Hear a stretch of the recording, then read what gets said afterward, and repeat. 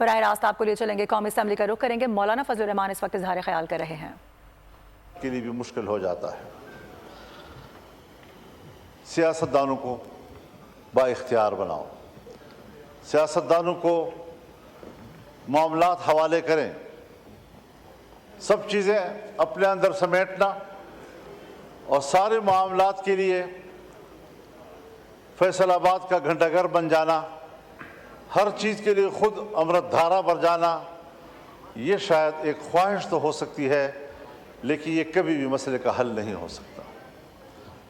میں آج بھی سوچتا ہوں کہ کیا ہماری حکومت کے پاس یہ صلاحیت ہے، کیا ان کے پاس یہ اختیار ہے کہ وہ خود فیصلہ کر سکیں، یا اپوزیشن کو اعتماد میں لے کر پارلیمان خود اس کے لیے کوئی اقدام کرے، مذاکرات کرے، بات چیت کرے اور ملک کے اندر اس اضطراب کو ختم کرے۔ ہم پراکسی جنگ لڑ رہے ہیں، یہ ہمارے اپنے مفاد کی جنگ نہیں ہے بلکہ عالمی قوتیں دخیل ہو رہی ہیں اور عالمی قوتیں اس صورتحال کا فائدہ اٹھا رہی ہیں۔ جناب اسپیکر، یہ بات آپ سے بھی مخفی نہیں ہے کہ اس وقت خطہ پاکستان اس پراکسی وار کا ایک میدان جنگ بنا ہوا ہے۔ امریکہ، چائنا، سی پیک اور گوادر، یہ سارے وہ معاملات ہیں کہ جہاں پر ایک سرمایہ کاری کرنا چاہتا ہے جس کے ساتھ آپ نے معاہدات کیے ہوئے ہیں، لیکن آج ان میگا پروجیکٹس کے سامنے رکاوٹیں کھڑی ہو گئی ہیں۔ ہمارے ڈیرہ اسماعیل خان لکی مروت سے لے کر آپ پورے بلوچستان کی طرف جائیں، یہ سی پیک ایریا اس وقت ان کے قبضے میں ہے اور وہاں پر کوئی ترقیاتی کام اب ممکن نہیں ہے۔ اس وقت بلوچستان میں یہی نعرے ہیں کہ چین نکل جائے، پاکستان نکل جائے۔ حالات یہاں تک چلے گئے ہیں، سنگینی کی صورتحال کا اندازہ آپ اس سے لگائیں کہ کچھ ایریاز میں آج اسکولوں کے اندر، کالجوں کے اندر پاکستان کا ترانہ نہیں پڑھا جا سکتا، ان کے اندر پاکستان کا جھنڈا نہیں لہرایا جا سکتا، ان کے کلاسوں میں پاکستان کا معاشرتی علوم نہیں پڑھایا جا سکتا۔ یہاں تک صورتحال چلی گئی ہے اور ہم دیکھ رہے ہیں آنکھیں بند کر کے کہ شاید شکاری مجھے نہیں دیکھ رہا ہے۔ اس تمام تر نازک صورتحال میں ہمیں قدم اٹھانا چاہیے، بڑی خود اعتمادی کے ساتھ ہمیں قدم اٹھانا چاہیے۔ حکومت کو بھی اپنی ذمہ داری پوری کرنی چاہیے۔ ہم لڑیں گے، اختلاف رائے کریں گے، تنقید کریں گے، اپوزیشن میں بیٹھے ہیں تو اپوزیشن کا کردار ادا کریں گے، لیکن اگر ملک کو ہماری ضرورت پڑتی ہے تو اپنے وطن عزیز کی چپے چپے کے لیے ہماری خدمات حاضر ہیں۔ پارلیمنٹ کو، سیاسی جماعتوں کو، سیاسی قائدین کو ملک کے لیے غیر ضروری سمجھنا، اس سے بڑی حماقت اور دنیا میں اور نہیں ہو سکتی جو ہمارے ہاں کی جا رہی ہے۔ یہ سنجیدہ صورتحال ہے۔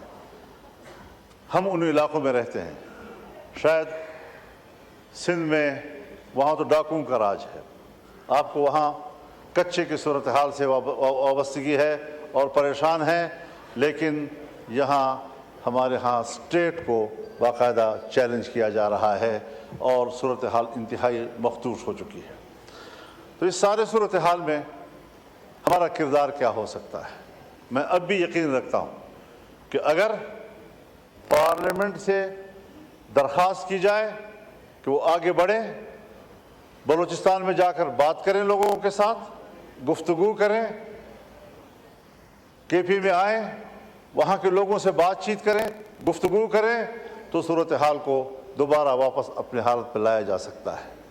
لیکن اس انداز سے صورتحال مزید خراب ہوتی چلی جا رہی ہے، اور میں چونکہ تجربہ رکھتا ہوں، حضرت 2006 سے اس ساری صورتحال میں جب ریاست ناکام ہو جاتی ہے تو وہاں ہم جاتے ہیں اور صورتحال کو کنٹرول کرتے ہیں۔ میں ابھی الیکشن سے پہلے افغانستان گیا، 1 ہفتہ میں نے گزارا۔ پاکستان افغانستان کے تمام شعبوں میں باہمی تعاون، سرحدات کا معاملہ، مسلح گروہوں کا معاملہ مہاجرین کا معاملہ، باہمی تجارت کا معاملہ، ان سب پر تفصیلی گفتگو کے بعد میں مکمل کامیاب واپس آیا اور میں نے وزارت خارجہ اور پاکستان کے ذمہ داروں کو آگاہ کیا اس سے، اور وہ مطمئن ہوئے، اپریشیٹ کیا، کہا میکینزم کیا ہوگا؟ میں نے کہا وہ تو ریاست کا معاملہ ہے، میرا ذاتی معاملہ نہیں ہے، میں تو اپنی کیپیسٹی میں گیا تھا، ان کی دعوت پہ گیا تھا۔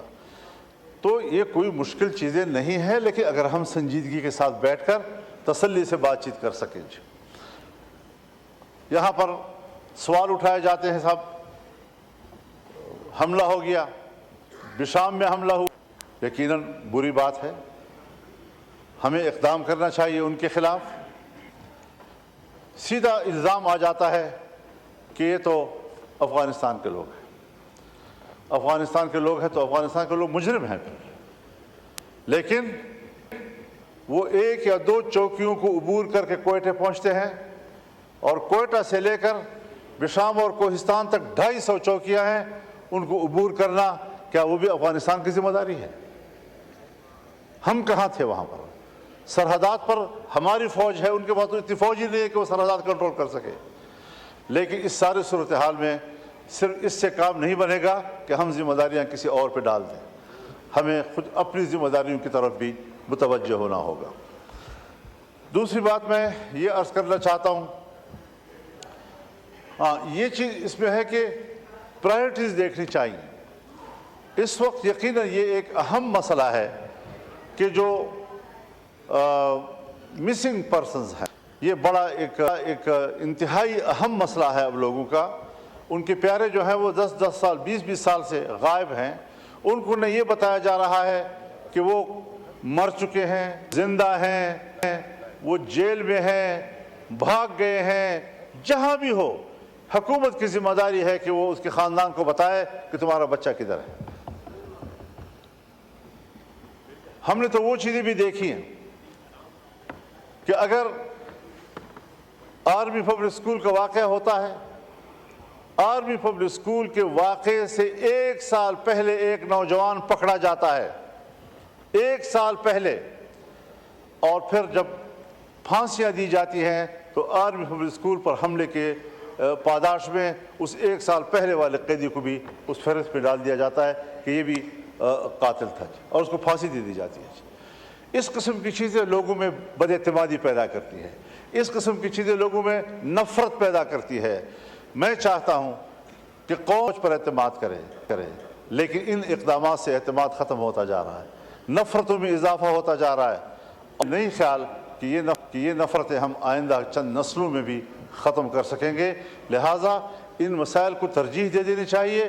وسائل ہیں، اور بلوچستان کے وسائل ہیں، خیبر پختونخوا کے وسائل ہیں، سندھ کے وسائل ہیں، پنجاب کے وسائل ہیں، ان وسائل پر وہاں کے عوام کا حق ہے، وہاں کے لوگوں کے آئندہ نسلوں کا حق ہے، ان کو اطمینان دلا دیا جائے کہ آئین پر عمل ہوگا، اور 18ویں ترمیم کے تحت یہ چیزیں آپ کی ملکیت ہیں، ریاست کا کوئی حق نہیں ہے کہ وہ جا کر وہاں پر قبضہ کرے۔ یہی وجہ ہے کہ عام مجالس میں یہ سوال اٹھائے جاتے ہیں کہ صاحب یہ جو ساری دہشت گردی اسمبلی کا اجلاس جاری ہے۔ سربراہ JUI مولانا فضل الرحمان اظہار خیال کر رہے ہیں۔ انہوں نے کہا کہ معاملات سیاستدانوں کے سپرد ہونے چاہیے۔ انہوں نے سوال کیا کہ کیا ہماری حکومتوں کے پاس اتنا بھی اختیار ہے کہ وہ خود فیصلے کر سکیں؟ اختیارات اپنے ہاتھ میں لینا خواہش تو ہو سکتی ہے، لیکن اس ملک کے مفاد میں نہیں ہو سکتا۔ پاکستان اس وقت پراکسی جنگ لڑ رہا ہے۔ اس کے علاوہ انہوں نے یہ بھی بتایا کہ جو معاملات بلوچستان کے حوالے سے خراب ہیں اس پر ان کی کیا رائے ہے۔ انہوں نے کہا کہ اس کی پوری مذمت کرتے ہیں، لیکن اس معاملے پر آنکھیں بند نہیں کر سکتے، اور اس کے ساتھ ساتھ افغانستان کے دورے کے حوالے سے بھی آگاہ کیا۔ انہوں نے کہا کچھ مطالبات انہوں نے سامنے رکھے ہیں جس پر بات چیت کی جا سکتی ہے، کیونکہ ہمارے آس پاس کے جتنے بھی ہمارے پڑوسی ہیں، جب تک ان کے ساتھ ہمارے تعلقات اور ہمارے روابط اچھے نہیں ہوں گے اس وقت تک اس ملک میں استحکام نہیں آ سکتا۔ قومی اسمبلی کا اجلاس اس وقت جاری ہے۔ ریسٹور کو ہم ختم کر رہے ہیں، 7-7 ہزار 10-10 ہزار ملازمین بیک وقت فارغ ہو جائیں گے۔